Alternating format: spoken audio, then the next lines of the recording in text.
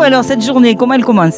Très bien, avec le soleil, avec du monde sur le club qui viennent d'arriver.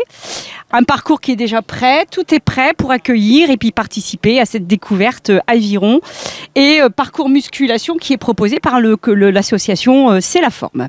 Et il y a l'Office du tourisme qui est aussi présent pour la participation à la chasse au trésor. Patrice, alors vous, C'est la Forme. Alors, qu'est-ce que vous faites aujourd'hui dans cet événement?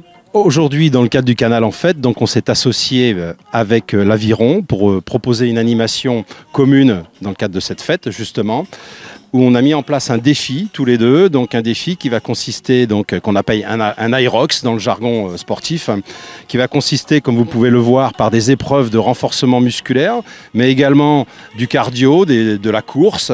Et donc on propose au public de venir donc relever ce défi.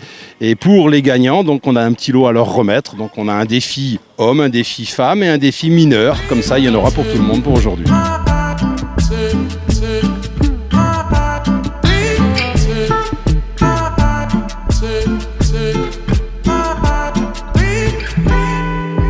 Donc votre participation à Canal en Fête, c'est la première ou vous y participez tous les ans? Pour moi en tant que présidente, donc ça fait 4 ans aujourd'hui que je suis présidente, c'est la première. Vraiment une première. Et on a fait, et c'est pour ça qu'autant je voulais aussi, d'habitude on fait une tête de rivière, on a une centaine de participants.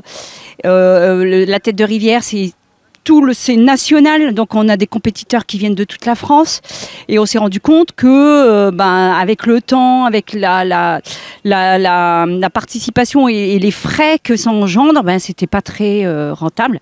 Et du coup on fait aujourd'hui tout ce qui est un événement autour du beach rowing et c'est pour ça que je voulais vous en parler parce que le dimanche 9, donc on a une compétition va se dérouler, une régate qui va se dérouler sur Carnon-Ouest et là c'est un parcours sur la plage, on saute sur le bateau, on fait 250 mètres aller sur la mer et retour, on tourne une bouée et on revient. Et là, hier, on a eu nos championnats de France qui participent à Dunkerque et donc on est sur le podium, on a la 3e place avec notre seigneur qui est Evan Caillot et Francesca Villalonga.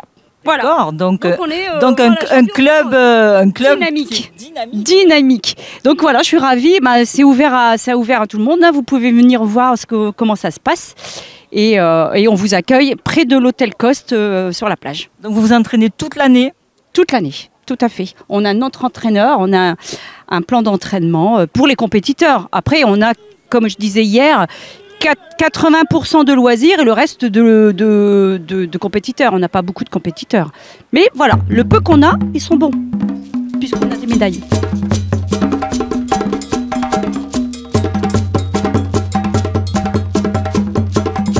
Candice, alors tu représentes VNF qui est à l'initiative de Canal en Fête, un événement qui est donc sur tout le canal du Rhône à 7 ou plus loin. Exactement. Et aujourd'hui, 25 mai, c'est la première édition du canal en Fête, donc c'est Canal du Rhône à 7.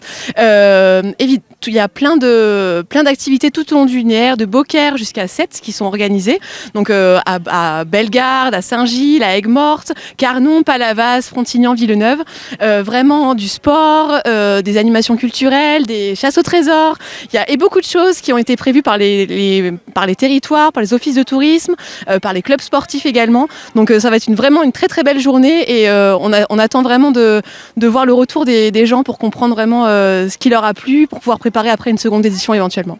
Alors est-ce que comme il n'y a pas d'écluse sur cette portion-là, est-ce que c'est ouvert l'hiver aussi ? C'est ouvert aussi l'hiver, bien sûr, et c'est justement la force du canal du Rhône à 7, justement, c'est de naviguer en fait en toute liberté.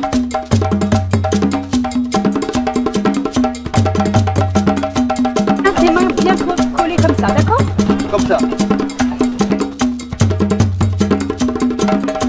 Vous voyez là, la place pour s'asseoir, c'est beaucoup plus fin.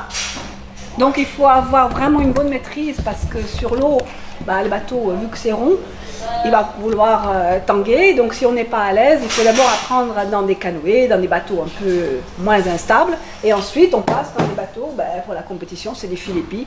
C'est une des meilleures marques. C'est des bateaux, par contre, ça coûte très cher. Donc la particularité des bateaux de mer, c'est qu'ils sont beaucoup plus larges. Vous voyez, donc là, vous voyez bien les coulisses. Je vais vous défaire. Donc là, en coulisses, c'est pour ça que l'aviron, c'est vraiment un sport complet. Parce qu'on bouge, on a le bas du corps, le haut du corps, on utilise tout. D'accord?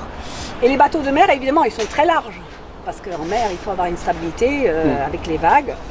Et c'est des bateaux qui sont auto-videurs, c'est-à-dire quand il y a une vague qui arrive, bien évidemment, il faut que ça reparte. Donc du coup, hop, ça repart par là.